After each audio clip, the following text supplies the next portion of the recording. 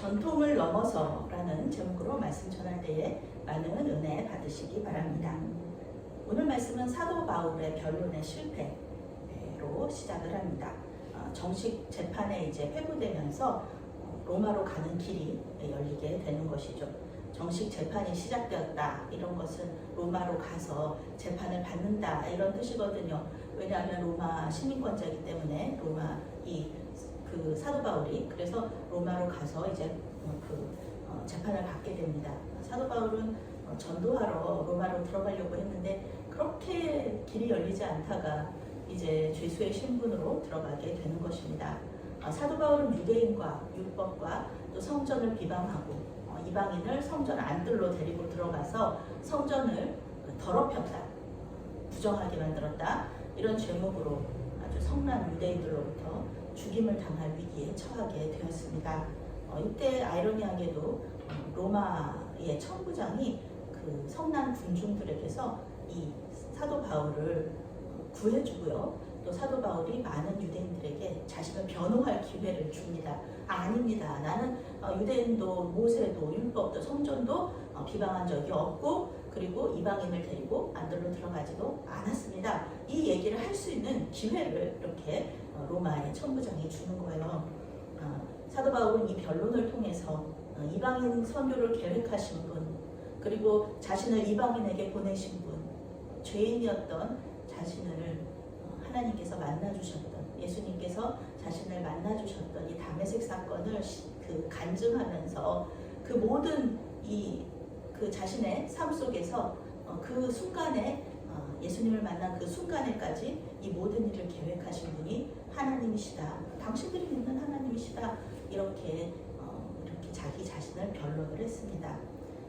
조용히 바울의 변론을 듣고 있던 군중들은 다시 엄청나게 분노하면서 바울을 죽이려고 해요. 바울을 죽여야 됩니다. 바울을 죽여야 됩니다. 소리 지르면서 분노합니다. 이전에 성전을 비방하고 율법을 비방하고 이거랑은 상관없이 더 화가 난 거예요. 사도 바울에 대한 이 변론을 듣고서요. 왜냐하면은 하나님의 이름을 여기다가 자기가 얘기했잖아요. 하나님의 그 뜻이었다, 하나님이 그렇게 하셨다라고 얘기했기 때문에 이 유대인들이 엄청 이렇게 분노한 것입니다. 떠들면서 옷을 벗어 던지고 티끌을 공중에 날렸다 그러죠. 유대인들이 아주 격한 분노에 사로잡혔을 때 하나님에 대해서 모독했다 이거죠. 너는 신성 모독했어, 너는 죽어 마땅해, 이렇게 얘기하는 거죠. 우리 예수님께서 십자가에서 죽임당하신 이유 중에 하나가 무엇입니까? 그 예수님이 자기 자신을 하나님의 아들이라고 말했기 때문에 그런 거죠. 그래서 그 신성 모독했다고, 그래서 예수님이 이렇게 그 십자가에서 죽임을 당하시게 되는데, 이렇게 신성 모독은 유대인들에게 아주 큰 죄였습니다.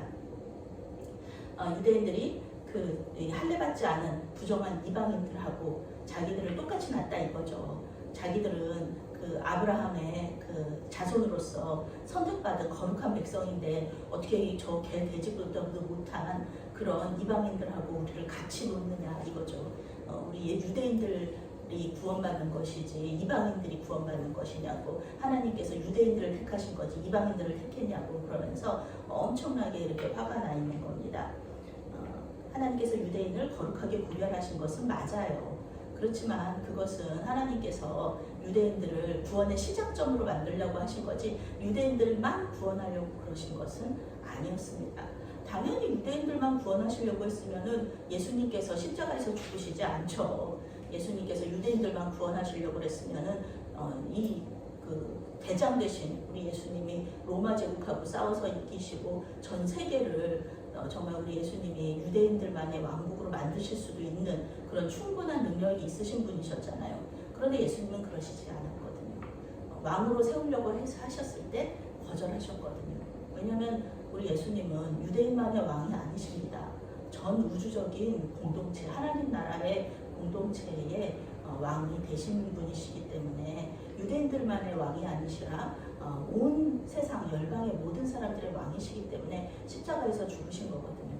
게다가 율법이 굉장히 중요하잖아요. 이 사람들은 율법을 지켜야지 구원받는다고 생각하는 사람인데 이 율법을 지키지 않아도 할례 받지 않아도 예수님을 믿기만 하면 구원을 받는다 된다라는 이 사도 바울의 이 복음이 받아들여지지 않는 거예요. 예수님을 믿으면 당연히 율법도 지키게 되고요. 또 하나님의 말씀대로 이렇게 윤리적인 삶을 살게 되는 것이 당연한 것입니다. 그런데 이 사람들은 이 사도 바울이 율법을 모독했다고 그러는 것이죠. 아닌데 우리 예수님 믿는 사람들이 뭐 아무렇게나 자기들 마음대로 살 수 있나요? 우리 예수님께서 기뻐하시는 삶, 우리 예수님이 하신 말씀대로 순종하는 삶을 살다 보면은 율법을 당연히 지키게 되어 있어요. 그런데 이 유대인들은 이 사도 바울의 그 말의 의미들을 다 이해할 수가 없었던 것입니다. 편견이고 교만함이죠. 하나님께서 이스라엘 백성들을 선택하신 이유는요, 이들을 통해서 이방인을 구원하게 하시려는 그런 계획이 있었기 때문에 그렇습니다. 이스라엘은 항상 이 일을 하기 위해서 구약시대부터 부름을 받아왔어요. 그런데 하나님은 이렇게 이방인 구원에 대해서 처음부터 생각하고 계셨는데 이 이방인들이, 이 유대인들이 또 12제자가 이해하지 못하다가 예수님께서 이제 십자가에서 죽으시고 부활 승천하신 후, 그리고 성령께서 오시면서 이제 바울과 베드로와 같은 유대인 제자들, 그리스도인들을 통하여서 이방인들에게 복음이 전해지고요, 구원의 길이 열리게 되는 것입니다. 성남 군중들이 다시 이 사도 바울을 죽이려고 하니까 이 천부장은 바울을 신문하려고 해요. 바울이 뭔가 큰 잘못을 저질렀지. 그러니까 이 유대인들이 죽이려고 하는 거지. 그러면서 바울을 신문하려고 합니다. 무슨 생각이, 무슨 죄가 있으니까 이렇게까지 죽임을 당할 위기에 처하는 거지. 그렇게 생각을 하는 거예요. 그래서 천부장은 사도 바울에게 채찍질 하라고, 채찍질을 해서 신문을 하라고 얘기를 합니다. 그런데 이 채찍질은요, 그냥 채찍으로 맞아도 아프잖아요. 그런데 이제 로마 제국에서 신문하는 방법인데요, 예수님께서도 이 채찍질을 당하셨어요. 이 채찍의 끝에는 이 동물의 뼈나 금속 조각이 이렇게 묶여 있어요. 그러니까 그것을 한 번 내리칠 때마다 얼마나 이 사람 살이 패이고 뼈가 부러지고 그러겠습니까? 이거는 거의 고문 수준의 그 채찍질이거든요. 그래서 이 채찍질을 당하면은 불구가 되거나 죽임을 당할 수가 있습니다. 사도 바울은요, 이때 그 천부장에게 이렇게 묶인 상태로 항의를 합니다. 너희가 로마 시민된 자를 죄로 정하지 아니하고 채찍질할 수 있느냐? 로마 시민을 재판도 없이 매질하는 법이 어디 있어? 이렇게 공동번역 성경에서는 번역하고 있습니다. 부당하다는 거죠. 내가 로마 시민권자입니다 라고 밝히는 겁니다. 로마법에 따르면요, 로마 시민은 이 막대기로 맞는 거, 그리고 채찍질, 십자가형 이거 받을 수가 없습니다. 굴욕적인 처벌을 면제해 주는 거예요. 전승에 따르면 이제 사도 바울은 참수형을 당했다고 하죠. 목이 잘려서 이렇게 죽는 것입니다. 로마 시민은 고소를 당하면 재판을 받고 유죄 판결을 받아야 그제서야 처벌을 받을 수가 있어요. 그 처벌도 이런 채찍질 같은 거는 못 받는 거죠. 로마 시민을 정식 재판 없이 고문하거나 옥에 가두면 고문하고 옥에 가둔 그 사람이 오히려 처벌을 받게 됩니다. 사도 바울이 이렇게 전도 여행을 하면서 이 로마의 시민권을 가지고 있다는 거, 오늘날로 말하면 이제 우리나라 여권도 굉장히 파워풀한데 그런 여권, 아주 강대국의 여권을 가지고 있는 거나 마찬가지죠. 그래서 그 로마의 시민권을 가지고 있다는 이것이, 이 권리가 이 복음을 전하는데 큰 도움이 되었던 것이 사실이었습니다.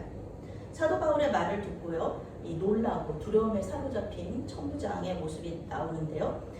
이 백부장이 이 얘기를 들었어요. 그리고 자기 상사한테 얘기를 한 거예요. 아이고 천부장님, 이 사도 바울이, 이 사람이 로마 시민권자랍니다. 로마 시민이랍니다. 어떻게 할까요? 막 이렇게 걱정을 하면서 얘기를 하는 거예요. 그러니까 이제 천부장이 바로 와가지고 얘기하는 거죠. 당신 로마 시민권자라는데 맞습니까? 라고 얘기하는 거예요. 지금 큰일 났잖아요. 로마 시민권자를 지금 채찍질 하려고 그러고 묶어가지고 재판도 없이 이렇게 신문하려고 그랬으니까 법을 어긴 거잖아요. 로마 시민이 될 수 있는 방법이 여러 개가 있는데요. 그 중에 하나가 이제 아주 큰 공을 세웠을 때, 로마 제국에 아주 큰 공을 세웠을 때, 그리고 이제 돈으로 사는 거, 돈으로 이제 시민권을 사는 거가 있습니다. 그리고 이제 다음에는 로마 시민의 가정에 태어나는 거.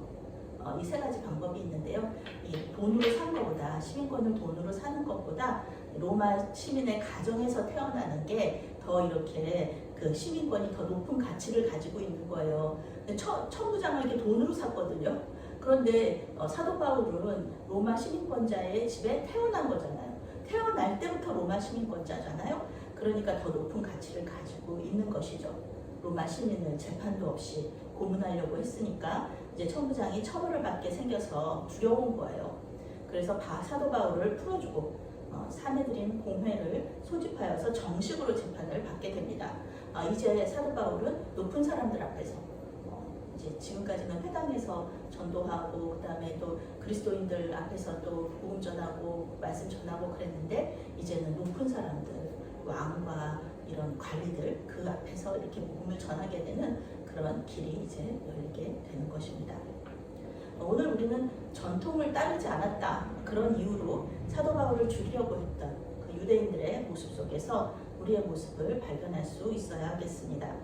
사도 바울의 대적자들은 모두 자기들이 하나님의 전통을 지키고 있다고 얘기했어요. 사도 바울도 나도 하나님의 전통을 지키고 있습니다. 사도 바울의 대적자들인 유대인들도 나도 하나님의 전통을 지키고 있습니다. 양편에서 서로 하나님의 전통을 지키고 있다고 그러는데 막 죽이려고 하잖아요. 누구 말이 맞는 것인가? 누구 말이 맞는 것인가? 하나님께서 말씀하신 전통은 무엇이에요? 하나님의 인도하심을 충실하게 따라가는 것, 하나님의 뜻을 계속해서 순종하는 것. 이것이 하나님께서 말씀하시는 전통이고 성경에서 우리에게 주는 전통이잖아요. 그런데 그것이 우리의 생각과 다르다고 해서 지금까지 우리가 생각했던 그 전통하고 이 사도 바울의 말하는 전통하고 이게 잠깐 이렇게 충돌하는 것처럼 보인다고 해서 하나님의 말씀의 그 전통이 아니다라고 말할 수 없다는 것입니다. 다른 사람들이 오해하고 미워하는 것일지라도 이것이 하나님의 뜻이고 전통이라고 그러면은 지켜야 되는 게 맞는 것이죠. 사도 바울은 이 전통을 지킨 아주 충성스러운 하나님의 백성이었습니다. 그러나 사도 바울을 죽이려고 했던 이 유대인들은 사람의 전통을 지키고 있는 거예요. 자기들이 하나님의 뜻을 행하고 있다고 생각했지만 절대 하나님의 뜻을 행하고 있는 것이 아니었죠. 이방인 선교는 구약시대부터 하나님께서 이루고 싶어 하셨던 그 비전이고요. 이스라엘을 택하신 이유 중에 하나였습니다. 지금까지 지켜왔던 전통이나 익숙한 습관이 다르다고 해서 하나님의 뜻에 불순종한다면 그것은 하나님을 대적하는 것이 될 것입니다. 이 시간 혹시 우리 안에 하나님과 상관없이 지키고 있는 잘못된 전통이나 습관이 있는지 한번 생각해 보시기 바랍니다. 하나님은 우리가 생각하지 못한 방식으로 역사하시고요. 우리가 생각하지 못한 영역으로 우리를 인도하실 수 있습니다. 때로는 그것이 모험처럼 느껴질 수도 있어요. 안전하지 않다고 생각이 될 수도 있습니다.